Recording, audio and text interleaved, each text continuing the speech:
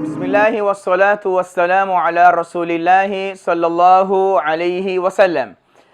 Queridos irmãos e irmãs, Assalamu alaikum wa rahmatullahi wa barakatuh.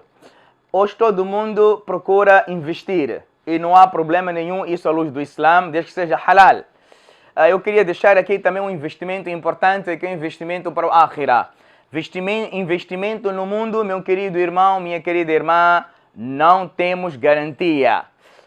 Enquanto que o investimento no Akhirah é 100% garantido. O profeta sallallahu alaihi wasallam fala no hadith: "Idha mata ibnu Adam inqata'a amaluhu illa an thalath." Que quando o ser humano morre, quando o ser humano perece, então todas as suas boas ações já acabam. Ele já não consegue fazer o salat, já não consegue dar o sadaqah, a caridade, já não consegue recitar o sagrado Coran, não é? Exceto em 3 ocasiões. Em que ele mesmo morto, ele vai conseguir continuar a receber. Subhanallah, imagina, loja fechada, você está a ganhar. Reforma, não é? Você vai ter a reforma completa. A primeira coisa é sadaqatin jariyah. A pessoa fez uma caridade contínua. Plantou uma árvore, construiu algum masjid, abriu um furo de água, distribuiu livros do Coran e por aí em diante. As pessoas vão lendo aquilo, vão usufruindo daquilo, você vai estar a ganhar. A segunda coisa é ilmun yuntafa'u bihi. Você deixou conhecimento benéfico, que as pessoas vão beneficiando daquele conhecimento. E hoje aqui nessa reflexão eu queria deixar a terceira coisa, que é investimento para o Akhirah. E principalmente agora que nós estamos a começar um ano. São as matrículas para aqui e para colar. Meu querido irmão, a pergunta vai para si. Minha querida irmã, a pergunta vai para si. Agora que a gente foi a ver a matrícula, muitos estão à procura da renovação dos BIs, não é? E por aí em diante, para não perder a vaga na escola. Algum de nós foi para alguma madrasa? Algum de nós foi para algum lugar onde se ensina o Coran, onde se ensina o Hadith? Que meu filho também só não pode perder a vaga? Qual é a nossa prioridade? Olhem esse hadith, o profeta alayhi salam falou, o que vai nos beneficiar após a nossa morte? Waladun salihun yad'ula, um filho salih. Aqui, atenção, vê um filho piedoso. A característica do filho é piedade. Não alim, não hafiz, não médico, não advogado, não vê nada disso. Porque às vezes pode ser o hafiz, mas pode não ter piedade. Pode ser o médico, pode não ter piedade. Portanto, ser piedoso e ser temente a Allah é a chave principal.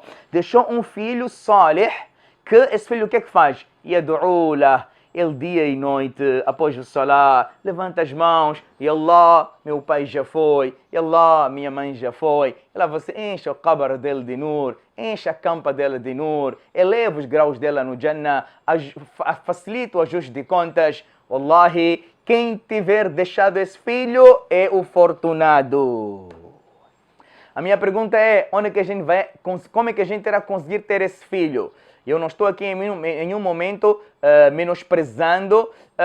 É importante, o Islã enfatiza, é ilm, é conhecimento, que a gente manda os nossos filhos para a faculdade, para a escola. Mas há prioridade. Se a gente ter que priorizar entre a escola e a madrasa, devemos priorizar a madrasa depois da escola. Quando a gente tiver, por exemplo, uma consulta no dentista, a gente sempre marca no período da madrasa e não no período da escola. Então nós estamos a priorizar mais a escola do que a... Por quê? No mínimo deveríamos igualar ou priorizar a madrasa, o maktab, onde a criança vai aprender as bases. Portanto, você, meu irmão, você, minha irmã, seu filho já tem quase 5 anos de idade, 5 anos em diante, ele já deve começar a aprender ta'awud, o nome de Allah, refúgio contra o shaitan, o tasmiya, o primeiro kalima, as palavras iniciais, as letras iniciais, começar a aprender como fazer o wudu, é o grande investimento para o Akhirah. Por favor, se preocupe com isso. Lá no qabr, aí a gente vai precisar de dua. A gente vai precisar de um filho que leia o Coran, de um filho que saiba o que o Islam diz para rezar em nosso nome. Aí a educação islâmica que Deus deu a nosso filho é muito importante. Portanto, eu queria agora, começando um ano praticamente, vamos ver, e não só, atenção, ao colocar o nosso filho em qualquer madrasa, em qualquer maktab, veja o nível acadêmico de quem está lá a dar aulas. Se o Ustad, se a Rapar realmente vão conseguir transmitir a mensagem. Como você procura as melhores escolas para o teu filho, procura as melhores madraças para o seu filho. Como você procura os melhores professores, procura os melhores professores. Como você até paga explicação para os teus filhos, por que não pagar explicação para também ter aulas em casa? Subhanallah, prioridade. Aquilo que a gente priorizar realmente vai contar após a nossa morte. Há uma passagem, alguns dizem que é Israeliyat. Israeliyat significa, é uma passagem que, do povo dos israelitas naquela altura, que é relatada em alguns livros, não é?